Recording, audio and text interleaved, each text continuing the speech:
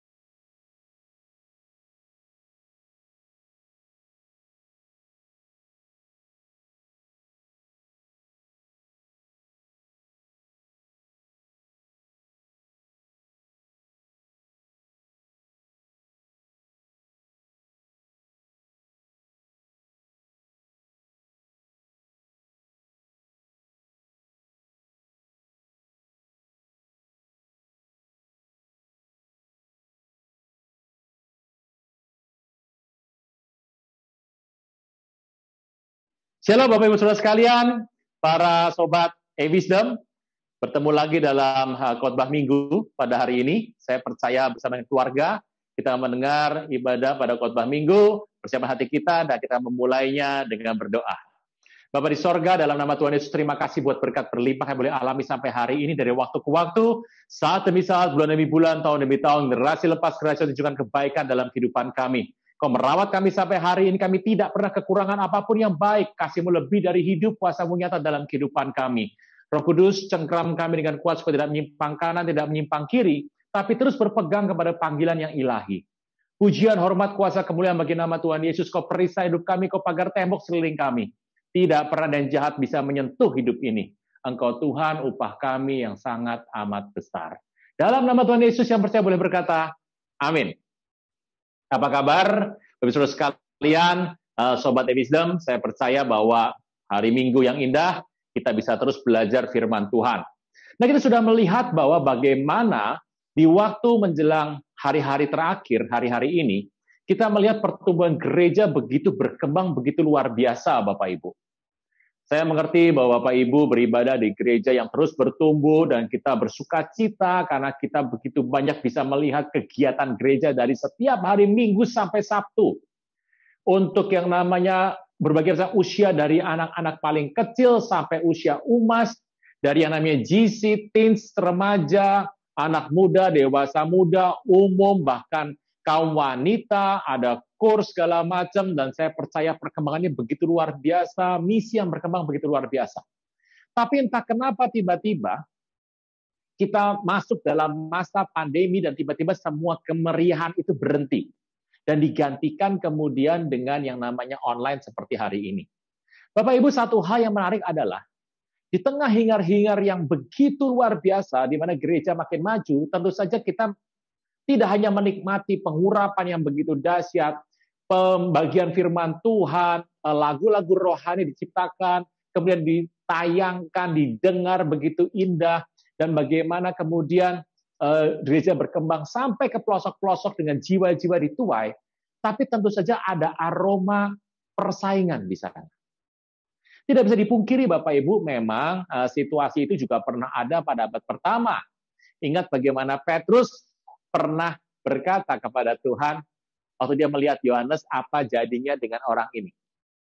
Masih ingat bagaimana murid-murid Tuhan berbeda pendapat, mereka saling ingin menjadi yang terbesar, sehingga Tuhan Yesus perlu memberikan khotbah bahwa berbahagialah dia kalau dia adalah barang siapa yang jadi yang terbesar, dia harus jadi yang terkecil. Nuansa kompetisi, nuansa persaingan tetap ada. Yang menarik adalah, di wilayah hari-hari ini, di masa pandemi online, peristiwa itu juga masih tercium Bapak Ibu. Nah, saya percaya Bapak Ibu mungkin ada di kantor, ada di tempat kerja, di pelayanan atau dimanapun, yang namanya masalah persaingan, masalah iri hati, kedengkian menjadi masalah yang kita bisa temukan kapan saja. Nah, bagaimana Alkitab membahas soal masalah kedengkian seperti hari ini? Dan bagaimana kita melihat situasi-situasi yang terjadi terkait dengan hal-hal iri hati, kedengkian, yang notabene juga mungkin masuk di dalam komunitas-komunitas orang percaya. Kita buka firman Tuhan sebentar dari 1 Samuel 18. Ini peristiwa yang sangat menarik sekali, peristiwa yang jelas dikupas di firman Tuhan. 1 Samuel 18, saya akan bacakan bagi Bapak Ibu sekalian. Judulnya bagus sekali, dan kita mulai ayat 6 dulu Bapak Ibu. Ini cerita dengan judul Daud dan Jonathan. Tapi kita akan membaca ayat ke-6 saja dengan judul adalah ayah dari Jonathan, yaitu Saul, itu membenci kepada Daud. Alkitab mencatat bahwa PL yang terjadi di PL adalah gambar yang akan terjadi di PB. Dan kita tahu bahwa apa yang pernah terjadi tidak pernah ada yang baru, itu adalah mengulang peristiwa yang lama. Alkitab itu adalah jawaban dan sanggup untuk memberikan solusi dalam setiap masalah hidup kita. Ayat 6, tetapi pada waktu mereka pulang, jadi hari itu Daud sudah perang dan menang. Ketika Daud kembali sudah mengalahkan orang Filistin, keluarlah orang-orang perempuan dari segala kota Israel menyongsong Raja Saul sambil menyanyi, menari, dan memukul rebana dengan bersukaria dan dengan membunyikan gerincing. Ayat ini berkata bahwa keluarlah semua orang perempuan dari segala kota Israel menyambut kemenangan dari Saul di mana Daud menjadi panglimanya hari itu. Anda bisa bayangkan, dikatakan di sana, dan perempuan itu menari-nari, sudah menari, menyanyi, bersukacita, bikin pesta lah di sana. Dan bernyanyi berbalas-balasan. Anda bisa bayangkan ya bahwa Saul mengalahkan beribu-ribu musuh, tetapi Daud mengalahkan berlaksa-laksa. Anda bisa bayangkan. Kalimat yang disampaikan hanya ada satu, Saul mengalahkan beribu-ribu musuh, tapi Daud berlaksa-laksa, disampaikan berbalas-balasan. Anda bisa bayangkan, berarti ini adalah sebuah pengagungan kepada Daud sang panglima. Anda bisa bayangkan bahwa yang namanya pujian dari orang-orang perempuan di seluruh kota Israel itu bisa menggoyang yang namanya Saul. Why? Kita mengerti bahwa Saul berasal dari keluarga yang kecil, suku Benjamin. Walaupun dia sebetulnya tidak terlalu adalah keluarga yang miskin, dia masih punya keledai dan ayahnya juga kehilangan keledai, dan dibilang kaya sekali juga tidak Bapak Ibu, karena keledainya hilang dicari. Kalau Salomo hilang keledai nggak nyari Bapak Ibu, Ayub juga nggak cari, kalau dicari berarti ya memang keledai nggak banyak. Gitu ya. Nah, tapi anak ini anak minder, dan kita tahu dalam hidupnya kadang-kadang tidak banyak pujian yang dia terima. Waktu dia menjadi raja, ada banyak orang nggak suka kepada dia dan dia dibully. Tetapi Saul hari itu bisa menyimpan, menjaga hatinya dan telah percaya kepada Tuhan dan Tuhan angkat dia tinggi. Tapi masalah dimulai dari hal-hal seperti ini, yaitu di mana perempuan-perempuan Israel seluruh kota mereka bernyanyi, menari dan main yang namanya rebana gerincing. Hati-hati kalau Anda seorang wanita kalau memuji seorang pria, Bapak Ibu. Bagi seorang pria, pujian wanita itu betul-betul tinggi sekali artinya. Anda bisa bayangkan, sekelas saja Saul mendengar sebuah pujian seperti ini, goyang loh Bapak Ibu. Hari itu ayat 8 mengatakan, bangkitlah amarah Saul dengan sangat. Dan perkataan itu menyebalkan hatinya. Perkataan yang mana? Yang tadi. Yang Saul mengalahkan beribu-ribu musuh, tapi Daud berlaksa-laksa. Bisa bayangkan, 10 kali lipat diucapkan lebih hebat, dan pikirnya kepada Daud diperhitungkan mereka berlaksa-laksa, tapi kepadaku diperhitungkan hanya beribu-ribu. Akhir-akhirnya, at the end of the day, jabatan raja akan jatuh kepadanya. Anda bisa bayangkan, apa yang Saul pikirkan hari itu?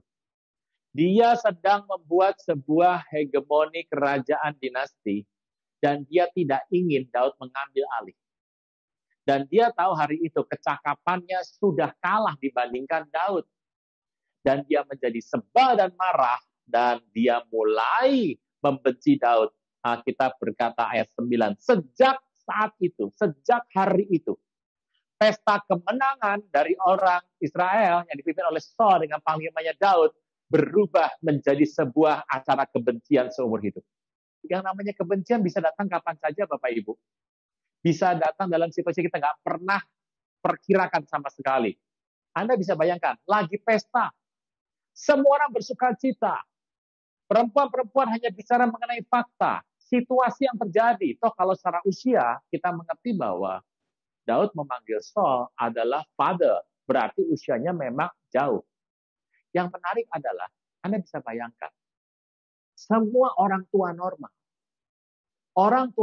selalu ingin keturunannya, the next generation-nya lebih hebat dari dia. Anda bisa bayangkan, dia ingin lebih maju. Nggak ada orang normal berkata, Bapak ini kepala bagian, Bapak pengen kamu nganggur, nanti cucu Bapak jadi seorang pencuri. Nggak ada, Bapak Ibu. Itu hanya orang kurang normal, abnormal yang seperti itu. Alkitab berkata bahwa sejak hari itu, Saul membenci Daud. Mendengki kepadanya. Kedengkian muncul dalam kehidupannya. Kalau kita melihat, kenapa bisa dengki? Nomor satu, penyebab kedengkian adalah karena membandingkan. Waktu engkau membanding-bandingkan karuniamu dengan karunia orang lain, sebuah pencapaian yang engkau dapatkan dan orang lain dapatkan karena Tuhan, kedengkian pasti muncul. Saya tidak akan bicara kedengkian yang dilakukan oleh orang-orang dunia sebelah sana. Saya nggak akan bicara kedengkian bagi orang-orang yang konon katanya Kristen sebelah sana, tidak. Saya sedang bicara mengenai kedengkian di antara orang percaya yang notabene adalah lahir baru. Di mana dimulainya? Waktu dia mulai membandingkan kasih karunia dari setiap orang yang berbeda. Alkitab berkata bahwa Tuhan akan memberi kasih karunia kepada siapapun yang dia inginkan. Dia bisa memilih rasul-rasul, dia bisa memilih Paulus, dia bisa memilih Lukas, Barnabas, dia bisa memilih orang-orang seperti yang Tuhan mau dan tidak boleh kita menghalanginya. Selalu dimulai, sorry pakai Tuhan pada zamannya, tapi dia meresponi secara salah. Daud dipakai Tuhan pada zamannya. Pada zaman Daud kita tahu Yoab dipakai Tuhan pada zaman itu. Abisai dipakai Tuhan pada zaman itu. Ini keduanya adalah keponakan Daud yang usia lebih tua sebetulnya. Tuhan memakai setiap orang pada zamannya. Masalah utama adalah pada saat kita mulai membanding-bandingkan kasih karunia Tuhan yang kita dapatkan dengan yang orang lain dapatkan. Terus Tuhan adalah beda. Ya, dia dapat lebih karena dia kerja keras. Kita mungkin masih bisa menerima, Bapak Ibu. Tapi kalau kenapa Tuhan pakai dia lebih? Itu jadi sebuah pertanyaan.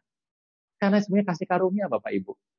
Masalah Saul dalam hidup dimulai pada saat hatinya mulai mendengki kepada orang pilihan Tuhan. Hati-hati Bapak Ibu, dengan siapa engkau mendengki? Kita nggak pernah tahu. Karena kalau hari itu sudah menunjuk seseorang untuk membawa sebuah bendera kegerakan, engkau sedang dalam masalah besar. Kita berkata dengan jelas, keesokan harinya, roh jahat yang daripada Elohim berkuasa atas Saul.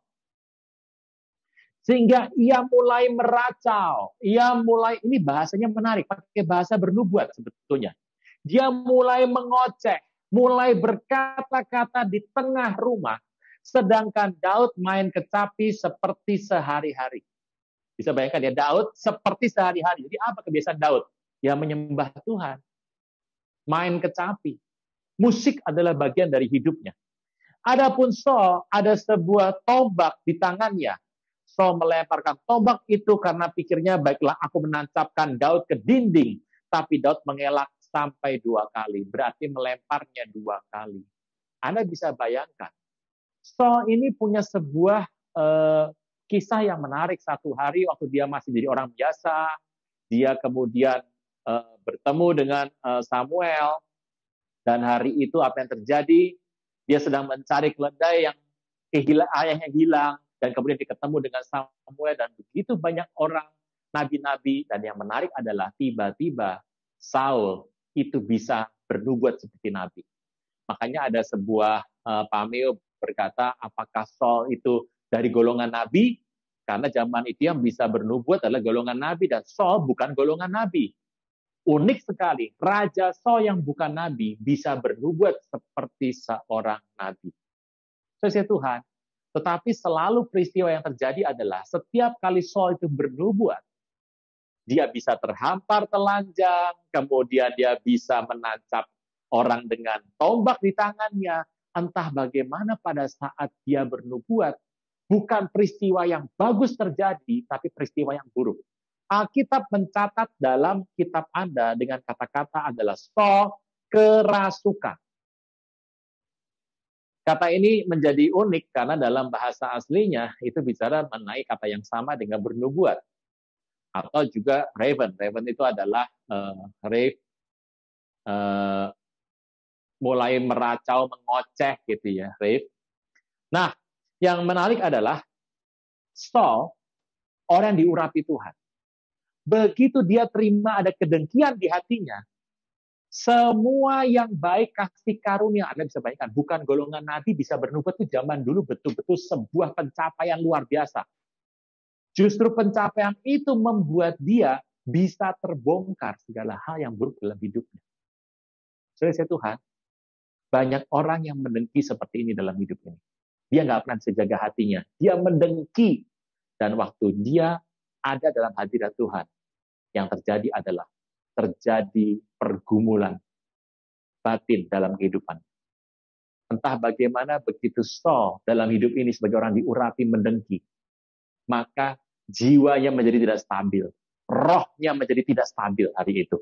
Alkitab bicara dengan jelas. Dia mulai tidak puas dengan berkat Tuhan.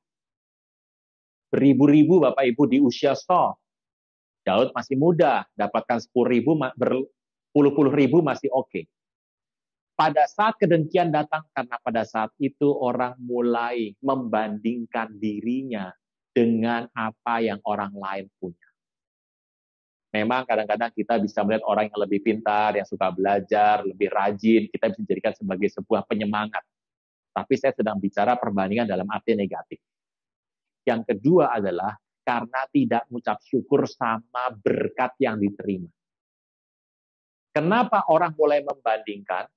Pertama, dia melihat bahwa Tuhan tidak adil, lebih sayang yang sebelah sana. Yang kedua penyebabnya adalah karena dia tidak mengucap syukur dengan berkat yang dia punya. Kita harus mulai menghitung berkat apa yang kita sudah rasakan dari Tuhan.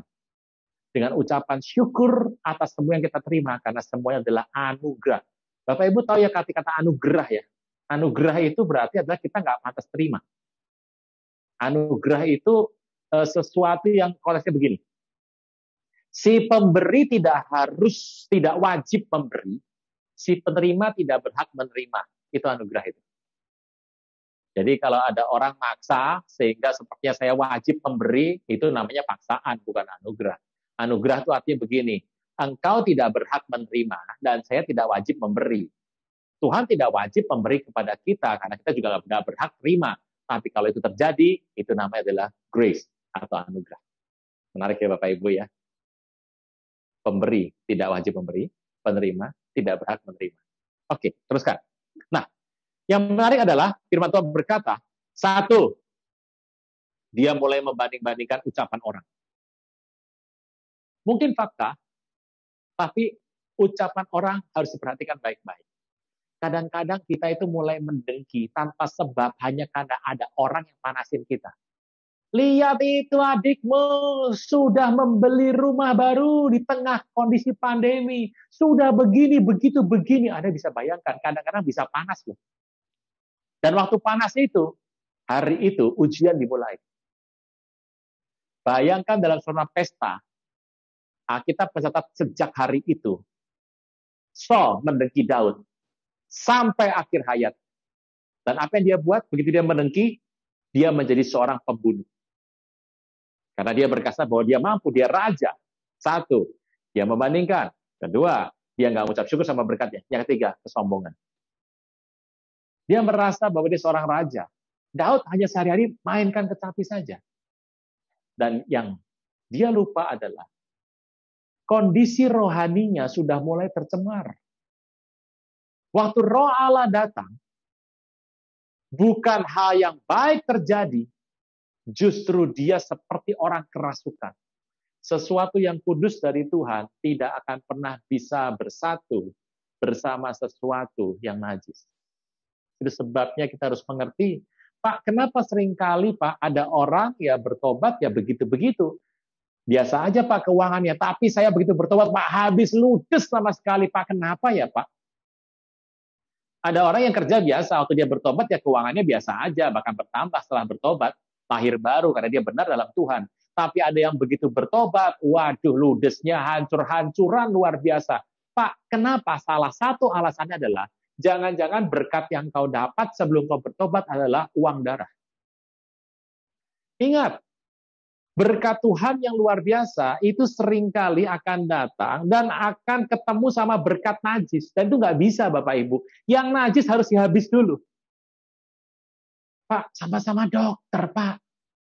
Waktu saya tobat, baik-baik aja Pak. Ya saya ya ada salahan dalam hidup ini, tapi baik-baik saja nggak habis. Tapi teman saya Pak sampai ludes Pak. Jangan-jangan tangannya berhubungan darah dengan aborsi. Siapa yang tahu Bapak Ibu?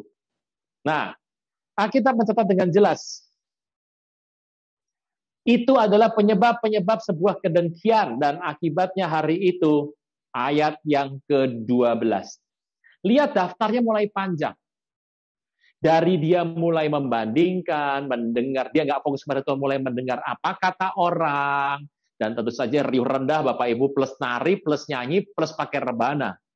Dan perempuan-perempuan yang nyari begitu, Anda tahu pujiannya luar biasa sekali. Dia mulai kerasukan, mulai mengoceh tanpa sebab, dia mulai tidak bisa mengeluarkan apa yang menjadi unek-unek kehidupannya. Dia mulai mendengki, menjadi seorang pembunuh, dan ayat 12, dia juga menjadi takut karena pada Daud, karena Tuhan menyertai Daud sedang daripada Saul, Tuhan telah undur. Waktu Roh Allah undur daripada Daud, masalah-masalah yang mulai terjadi. Bapak Ibu, saya harus beritahu Bapak Ibu, masalah itu apa sih bedanya sama yang tanda kutip tujuannya baik dan tidak baik? Waktu itu membuat engkau makin bertekun kepada Tuhan, itu adalah respon yang baik. Tapi apabila mulai terjadi berulang kali berurutan hal yang mulai membuat kerohanian makin turun, berhati-hati di sana. Cirinya apa sih? Cirinya apa? Bahwa orang yang sudah punya kedengkian. Tadi penyebabnya ya, kedengkian penyebabnya itu kesombongan, karena merasa mampu, merasa selama ini bisa, merasa tidak ada yang bisa mengalahkan, dan dia tidak pernah pengen punya saingan, hari itu dia dipuji-puji, dan ini bahaya sekali. Makanya penting untuk kita mulai merunduk. Merunduk. Jadi menyelam, cooling down, calm down, gitu ya. Karena apa? Bahaya Bapak Ibu hari-hari ini. Satu. Kedua, ya karena dia suka membanding-bandingkan. Ketiga, nggak puas sama berkat Tuhan. Kita menuntut Tuhan memberikan lebih, karena kenapa yang lain dapat lebih, saya cuma dapat segini. Tidak mengucap syukur. Ciri utamanya adalah, kalau kita melihat, adalah takut disaingi. Saya nggak tahu berapa banyak Anda merasa takut disaingi. Karena kalau Tuhan sudah panggil Anda dalam panggilan yang tepat, dalam kasih karunia yang tepat, dalam situasi yang tepat, engkau nggak perlu takut disaingi. Karena engkau unik di mata Tuhan. Orang yang takut disaingi, nah saya tahu lah, biasanya kalau artis-artis itu kalau sudah mulai usianya bertambah, dia mulai akan disaingi sama artis-artis muda yang baru muncul. Kan biasa tuh kalau masih muda itu jadi pemeran utama gitu ya, yang paling cakep itu. Nanti kalau usia sudah nambah lagi jadi kakaknya pemeran utama. Naik lagi setelah itu jadi ayah atau ibunya pemeran utama. Naik lagi nanti makin Usianya makin naik, makin banyak yang baru lagi bergeser. Jadi omnya, pemeran utama. Gitu. Lama-lama nanti jadi kakek neneknya pemeran utama. Atau nanti jadi pembantunya pemeran utama. Lama-lama begitu Bapak Ibu. Nah, kadang-kadang kita merasa bahwa takut disaingi. Saya tahu bahwa dalam dunia sekuler ini hal yang sering kita bisa lihat banyak. Tapi yang menarik adalah jangan-jangan di rumah Tuhan kita ngalami seperti ini. Padahal tujuan kita sama-sama melayani Tuhan. Tapi kompetisi persaingan itu bisa muncul di mana saja Bapak Ibu. Nomor satu, hati-hati kalau kita ngalami seperti ini. Teruskan Bapak Ibu. Yang pertama adalah takut disaingi, cirinya. Takut disaingi. Yang kedua adalah semakin ketakutan melihat orang lain dipakai Tuhan. Bapak Ibu, sebetulnya dalam segala situasi, Daud, dia melakukan apa yang baik. Dan dia nggak pernah menganggap yang lain sebagai sebuah saingan. Tapi Saul berbeda. Kenapa Saul menganggap Daud seperti ini? Karena Alkitab berkata, Tuhan sudah mulai undur daripada dia. Not by might, not by power, but by my spirit, says the Lord. Bukan kuat, bukan gagah, tapi rohku, kata Tuhan. Bukan dengan kekuatan dan gagah kita, not by might and by my power, but by my spirit, says the Lord. Tapi karena rohku. Kita diajak hari-hari ini dalam kondisi situasi pandemi, kita diminta untuk mengoreksi diri lagi. Saya juga mengoreksi diri saya sendiri, sama seperti apa yang saya ucapkan Bapak Ibu. Supaya kita mengerti, roh Allah itu membuat ketentraman. Waktu engkau melayani Tuhan, engkau tentram. Waktu engkau melayani Tuhan, engkau maju bersama Tuhan. Matamu bersukacita melihat semua orang maju. Kenapa? Karena ini sedang memajukan kerajaan Tuhan. Ini bukan sebuah persaingan, tapi keinginan untuk memajukan kerajaan Tuhan. Sebuah pertanyaan, apakah ada orang yang mulai menjadi takut tersaingi dan menjadi ketakutannya mulai membesar? Tiba-tiba dari merasa disaingi, Saul mulai berpikir adalah Daud ini berusaha untuk mengambil tahtanya. Daud tidak pernah sekalipun berpikir untuk merebut kudeta kepada Saul. Tapi Saul entah bagaimana berpikir hal sebaliknya. Bapak Ibu, ciri-cirinya. Ada ketakutan, fobia-fobia yang nggak masuk akal. Itu ciri-ciri dari sebuah kedengkian. Teruskan. Yuk kita lihat firman Tuhan. Berikutnya adalah muncul untuk dia punya strategi yang buruk. Sebab itu Saul menjauhkan Daud dari dekatnya dan angkat dia menjadi kepala pasukan 1000. Sehingga ia berada di depan dalam segala gerakan tentara. Anda bisa bayangkan, dia menjadi kepala untuk pasukan 1000, dia menjadi orang paling depan. Kenapa taruh paling depan? Ada strategi yang dibuat oleh Saul supaya dia bisa hilang. Kita tahu bahwa cerita ini juga cerita yang sama yang kelak dipakai Daud pada saat dia ingin membunuh Uria. Nah, Bapak Ibu Saudara sekalian, yang mari kita katakan adalah Daud berhasil dalam segala perjalanannya sebab Tuhan menyertai dia. Apa yang Saul buat dalam kehidupan? Dia taruh Daud, dia angkat posisinya dengan strategi yang busuk, ditaruh di paling depan supaya dia mati ketemu orang Filistin. Bukannya Daud mati, dia semakin dipakai oleh Tuhan. Bapak Ibu, kalau Anda menghadapi sebuah bencana, menghadapi sebuah bahaya, menghadapi sebuah masalah, dan engkau luput, dan luput, dan luput, engkau harus tahu, engkau dipilih Tuhan untuk melayani dia. Ada banyak orang berkata, Pak, apa tandanya? Gitu ya. Saya tahu Bapak Ibu sebagai seorang hamba Tuhan, kalau Tuhan mau pakai seseorang, ada sebuah perjanjian yang tidak tertulis dalam kehidupan ini. Waktu engkau mengalami masalah, tiba-tiba dengan cara ajaib luput. Dengan cara ajaib luput. Kalau sudah 3 kali Bapak Ibu, Tuhan sedang panggil engkau pada sebuah rencana, sebuah program, sebuah kegerakan yang mungkin kau nggak paham. Ambil waktu untuk lebih dekat sama Tuhan. Ada banyak orang kalau dia mengalami kesembuhan tiba-tiba, dia mengalami sebuah kemerdekaan tiba-tiba, kelepasan tiba-tiba, ada sebuah di mana Tuhan bela dia tiba-tiba, dan dia coba berkata, ya Tuhan baik, sudah. Dan dia kembali untuk kemudian ya kerja seperti biasa, kemudian dia hidup seperti biasa. Hati-hati Bapak Ibu. Daud diluputkan Tuhan berkali-kali. Daud tahu persis siapa yang dia harus sembah. Daud tahu persis pekerjaan dia bukan hanya sekedar jadi raja, tapi dia selesaikan tugas Tuhan pada zaman dia hidup. Itulah Daud. Dan kita berkata, ketika dilihat Saul, ayat ke-15, bahwa Daud sangat berhasil, maka takutlah ia kepadanya. Dari takut, tahtanya jatuh. Dia takut dengan situasi yang ada, dia menjadi takut kepada pribadi Daud. Makin bertambah dengkinya, semakin dia takut dengan Daud. Tetapi seorang Israel dan orang Yehuda mengasihi Daud karena ia memimpin segala gerakan mereka. Bisa lihat favor? Kalau hari ini ada orang mendengki kepada Anda, saran saya Anda baca berkali-kali Samuel 18, 1 Samuel 18 ini. Cerita yang sama yang Tuhan buat dalam peristiwa Saul sama Daud diceritakan detail oleh Alkitab untuk menjadi sebuah ingatan kepada Bapak, Ibu, dan Saudara bahwa engkau tidak sendiri. Apa yang pernah terjadi di masa yang lalu akan diulang kembali dan dengan cara yang Alkitab sudah beritahu cara solusinya. Daud bukannya semakin jauh, bukannya semakin kalah. Daud bukan semakin hancur, justru favor ditambahkan lagi. Seluruh orang Yehuda dan Israel mengasihi Daud. Karena Alkitab berkata dia memimpin segala gerakan mereka. Artinya Daud memberi perhatian kepada rakyat. Dia memberikan perhatian kepada orang-orang. Memimpin segala gerakan mereka. Berarti Daud yang memberikan pengarahan. Puji Tuhan, tidak aneh dan tidak menjadi hal yang bertanya-tanya dalam hati kita, kenapa Tuhan sayang sekali sama Daud. Tetapi apa yang terjadi?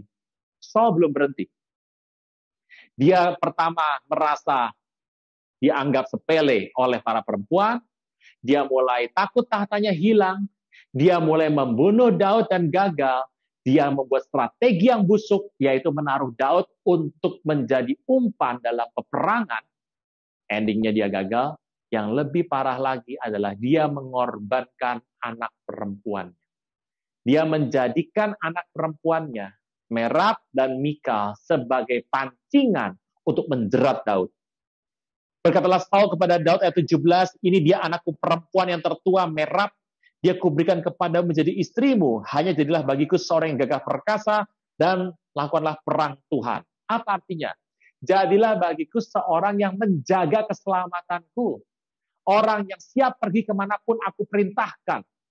Saul sudah berpikir akan perintahkan Daud untuk pergi, karena dia mendapat hadiah seorang anak raja, dia harus bayar dengan nyawanya untuk pergi kepada musuh yang paling berat. Sebab pikir Saul, jangan tanganku memukul dia, tapi biar dia dipukul oleh tangan orang Filistin. Tapi Daud berkata kepada Saul, siapa aku, siapa sanak saudaraku, kaum ayahku di antara orang Israel, sehingga jadi menantu raja.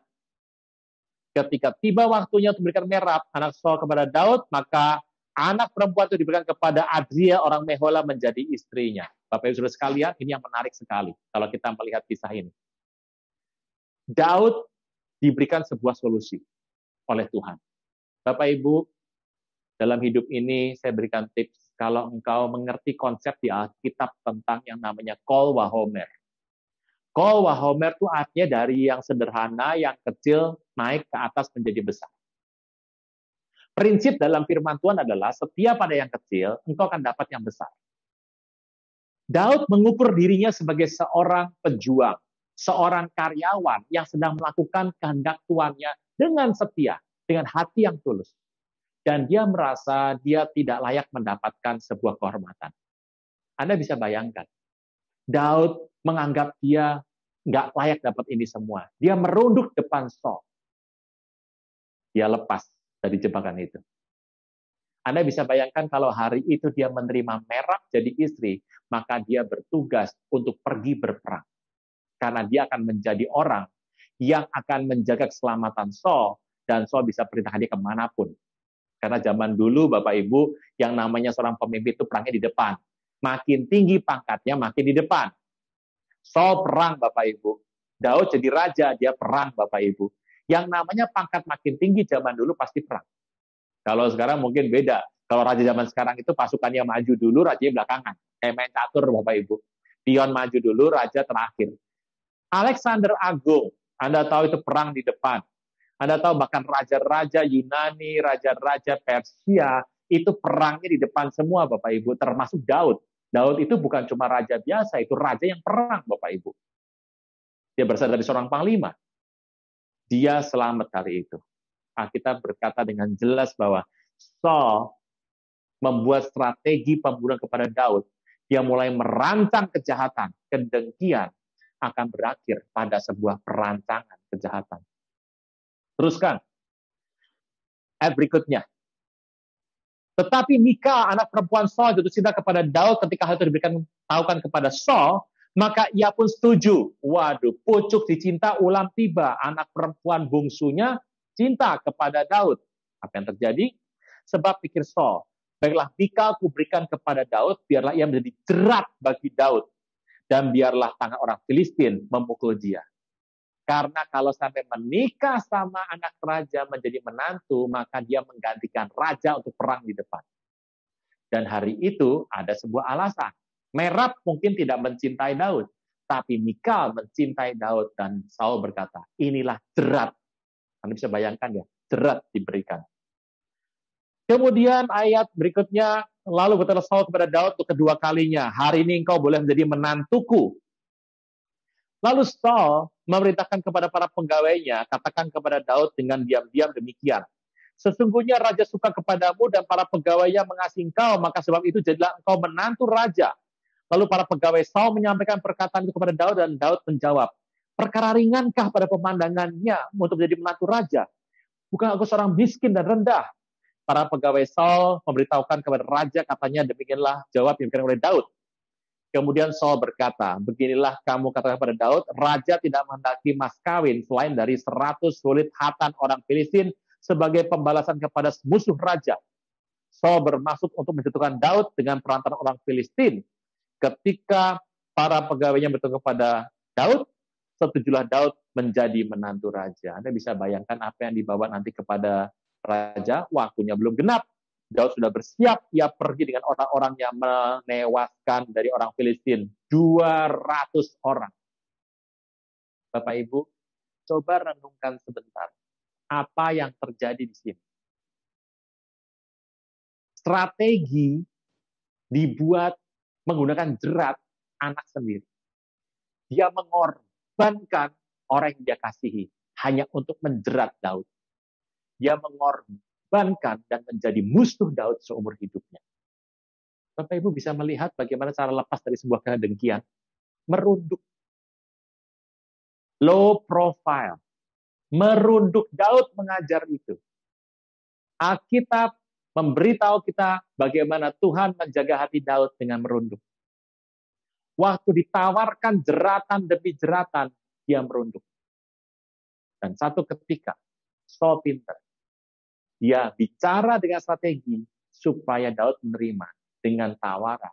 Bukan emas, bukan perak. Karena dia tahu Daud adalah orang yang tidak terlalu kaya. Dia meminta 100 kulit hatan orang Filistin. Berarti harus membunuh minimal 100 orang Filistin. Anda bisa bayangkan orang yang hari itu menjadi seorang tentara yang terdidik harus dibunuh oleh Daud. Dan apa yang terjadi? Daud memberikan 2 kali lipat. Biasakan Bapak Ibu, kalau Anda ada urusan dengan Tuhan, kalau Anda sedang melakukan pelayanan, kalau Anda diminta 3, kasih 6 Bapak Ibu. Kalau Anda diminta 4, kasih 8. Sebuah kebiasaan yang engkau harus lakukan kalau engkau ikut Tuhan. Kasih yang lebih. Kalau hari itu engkau bisa kerja juga sama Bapak Ibu. Banyak orang kalau misalnya sudah janjinya adalah 8 bulan, selesaikan secepat mungkin 6 bulan, 7 bulan selesai. Jangan janjinya 4 hari, endingnya jadi 8 hari Bapak Ibu. Kebiasaan ini saya pakai di masa yang lalu. Saya selalu kalau dulu bicara mengenai sebuah bisnis, saya akan bicara, oke, ini bisa selesai dalam 2 bulan. dan saya akan mengerjakan itu 1 bulan lebih selesai. Apa artinya? Memberikan sebuah keuntungan kepada orang lain. Jadi kalau Anda diminta untuk melakukan A, kasih 2A. Kalau engkau diminta untuk berdoa, bersiaplah berdoa sebelumnya. Kalau engkau diminta untuk share bahan sesuatu, engkau bersujud puasa untuk selesaikan bahan itu. Banyak orang anggap enteng. Hari ini pelayanan, ya persiapannya pagi-pagi itu. Semuanya dianggap sambil lalu. Daud berbeda. Pada saat dia diminta 100, dikasih 200. Selalu memberi lebih. Kelihatan di sini bagaimana Tuhan selamatkan dia dari percideraan kedengkian manusia. Bapak Ibu mau lepas dari masalah-masalah ini, merunduk seperti Daud. Dan dalam segala hal yang kau buat, selalu buat lebih. Kasih lebih. Kalau hari itu janjimu kepada customer adalah 8, kasih 9 atau 10. Kalau engkau janjikan sebuah barang, itu akan kau jadikan 2, kasih 3 atau 2,5. Selalu kasih lebih. Tunjukkan bagaimana engkau punya dedikasi dalam hidup ini, Bapak Ibu. Makanya orang bertanya, Pak, kenapa sih ini jadi susah kerja begini? Banyak orang belajar firman Tuhan, tapi lupa bagaimana memberikan lebih dalam bekerja, dalam bisnis, dalam usaha. Kalau engkau sudah komit dengan waktumu 2 jam, kasih 4 jam. Kalau bisa anggap maksudnya? Saya percaya bahwa biarlah Roh Kudus bicara sama kita masing-masing. Cara untuk lepas dari kedengkian orang yang mengancam kita. Merunduk dan selalu kasih yang lebih. Saudara Tuhan, ini menarik sekali. Dan apa akibat kalau seorang itu punya kedengkian dalam hidup ini? Kita berkata dengan jelas pada ayat yang ke-10, dan nanti kalau Anda melihat pada ayat berikutnya, kita bilang begini. 1 Samuel 19, sebelumnya saya habiskan dulu saja Bapak Ibu di 1 Samuel 18 ya. Jadi kita sudah memberikan 200 kulit khatan. Kemudian ayat ke-28, mengertilah Saul dan taulah dia. Bukan cuma mengerti, tapi paham betul dengan semua rahasia. Kita berkata bahwa Tuhan menyertai Daud. Dan bahwa seluruh Israel mengasihi Daud.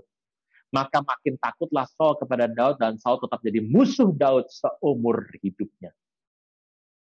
Seorang rekan, seorang teman harus menunjukkan dirinya bersahabat. A friend must show himself friendly. Seorang musuh bicara yang baik-baik, Bapak Ibu. Tapi seorang kawan mungkin menegur hidup kita.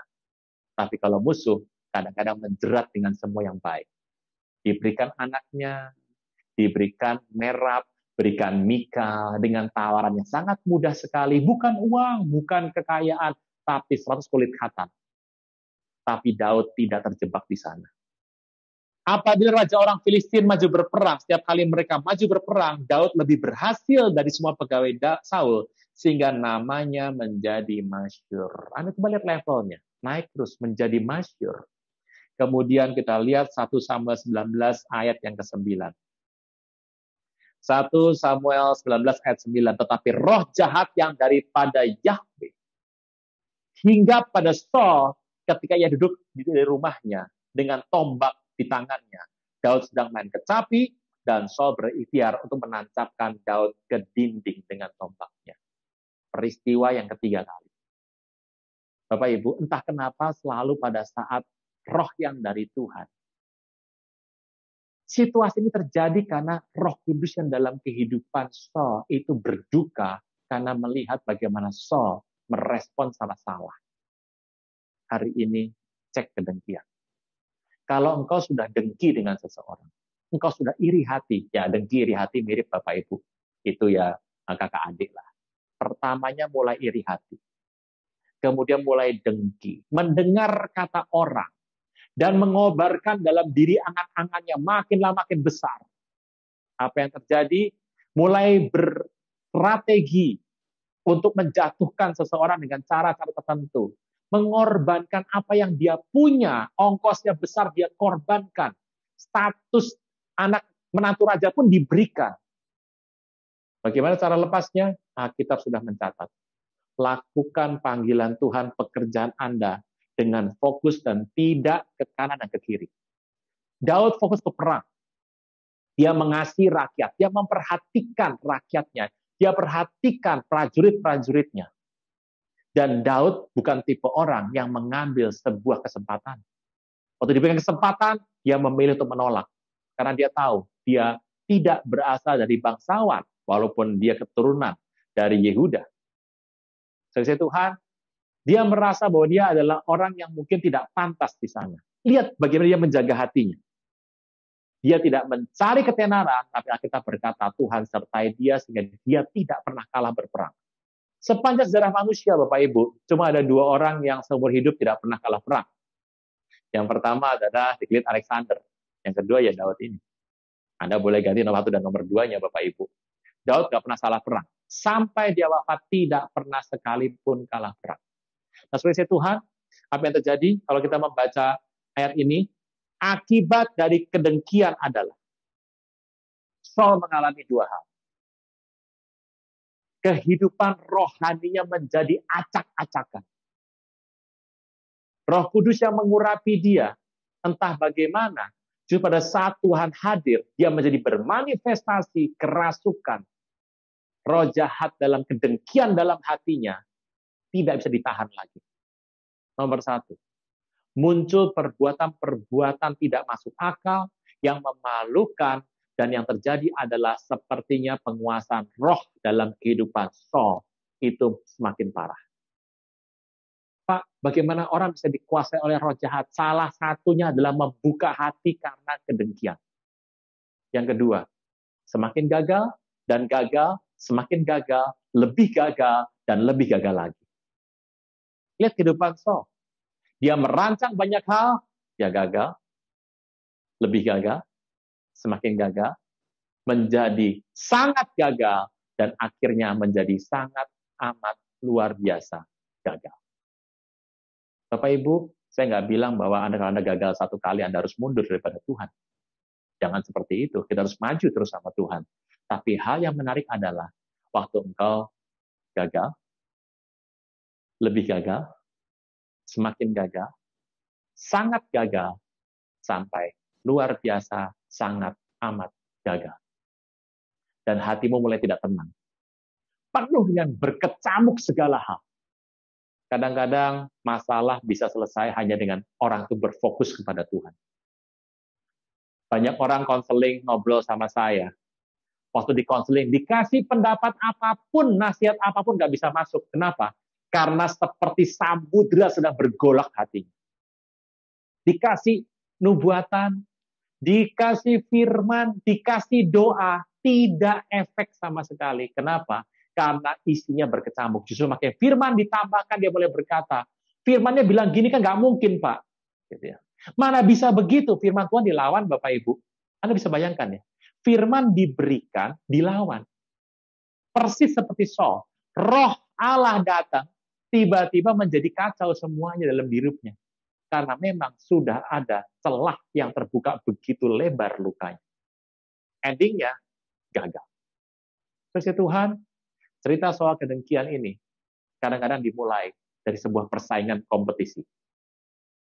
Saya mengajak kita semua untuk mulai berpikir, apakah pantas dalam sebuah kehidupan kerohanian kekristenan kita masih ada konsep kompetisi seperti yang tidak sehat? Mungkin kita menjadi pelakunya di masa lalu. Mungkin kita pernah ada di sana, atau mungkin sekarang pun masih di sana. Suara mimbar pada hari ini, saya berdoa, engkau dan saya paham apa yang Tuhan mau buat dalam kehidupan kita. Jaga baik-baik, tetap merunduk.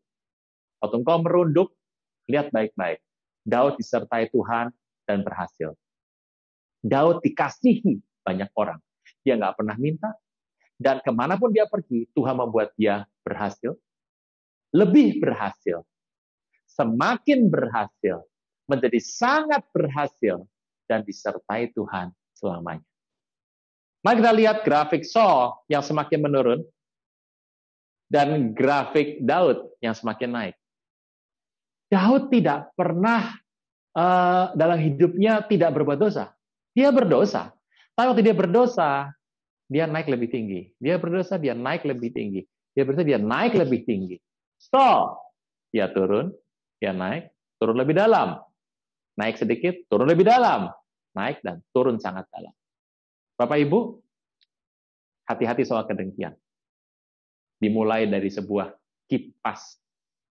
Dan saat kita tahu Bapak Ibu yang namanya medsos dan ucapan orang, kata-kata orang kadang-kadang bisa mengipas. Hati-hati para wanita, hati-hati para ibu-ibu, juga para gadis.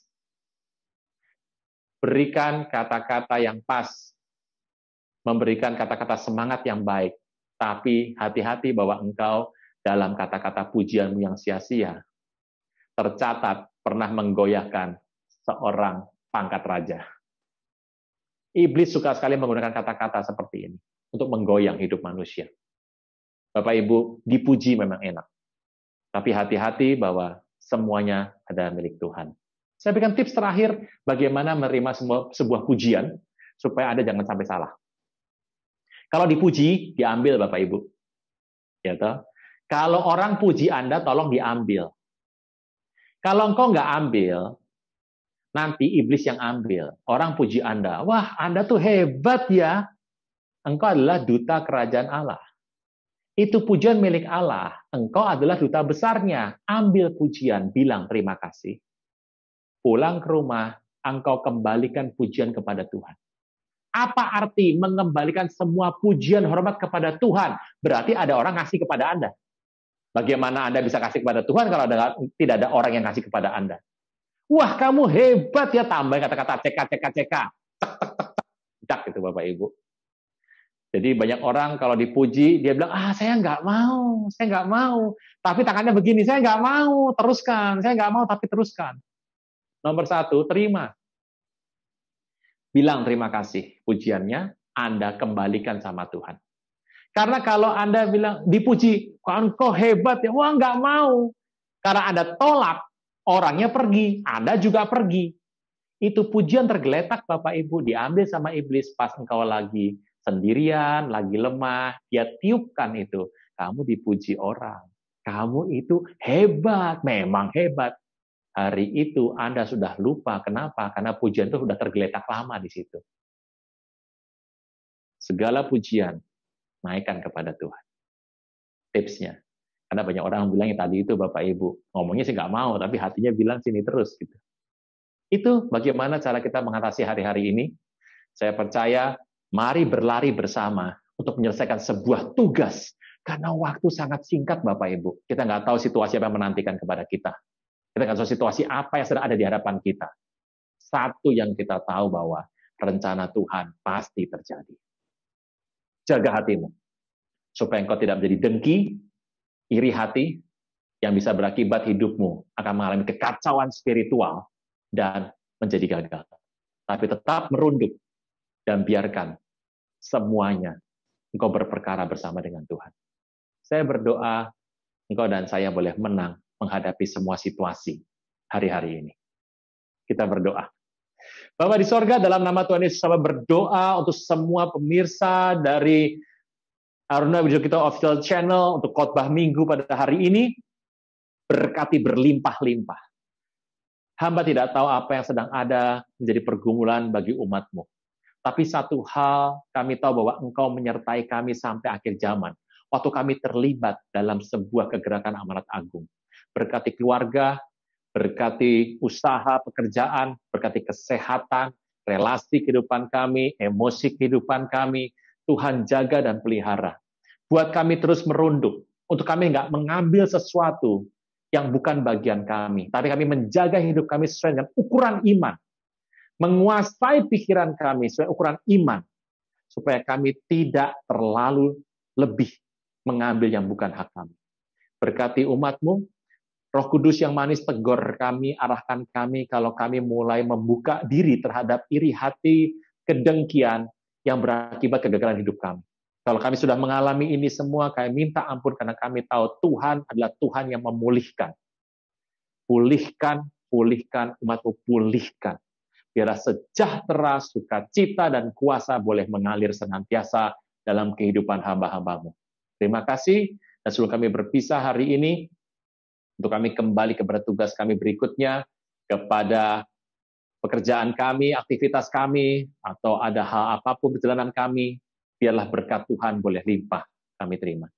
Berkat Bapa dan Anak dan Roh Kudus dalam nama Tuhan Yesus, maka diberkatilah keluar masukmu, diberkati periuk baku adonanmu, diberkati buah kandungan kesehatanmu, apapun yang kau buat dengan telapak tanganmu, Tuhan buat berhasil. Kemanapun kau pergi melangkah, Tuhan sertai kau berlimpah-limpah, mulai pada saat ini sampai Maranatha, bahkan sampai selama-lamanya. Di dalam nama Tuhan Yesus yang percaya boleh berkata, amin. Jangan tunda menerima Yesus. Hanya Yesus yang sanggup melepaskan Anda dari kesalahan dan dosa. Selalu ada waktu bagi Dia, tetapi tidak selalu ada waktu bagi Anda. Mari, ikuti saya mengucapkan doa berikut dengan yakin.